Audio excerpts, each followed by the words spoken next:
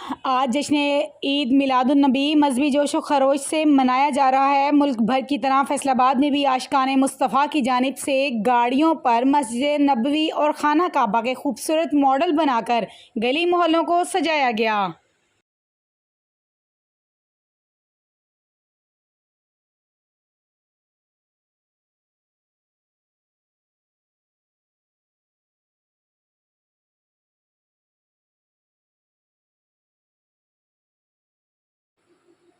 बच्चे बूढ़े जवान सभी अपने नबी पाक की विलादत व सआदत का जश्न बड़े एहतराम और अकीदत से मना रहे हैं।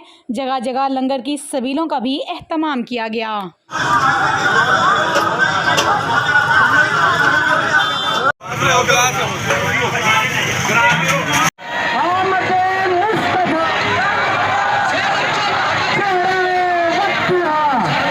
ये जी अल्हम्दुलिल्लाह 12 रबीउल अव्वल पे जी हम ये सबील लगाई हुई है। अल्हम्दुलिल्लाह सब लोग आ रहे हैं। बहुत बहुत खुशी से हम लोग, ये खुशी का दिन होता है, ईद का दिन होता है अल्हम्दुलिल्लाह।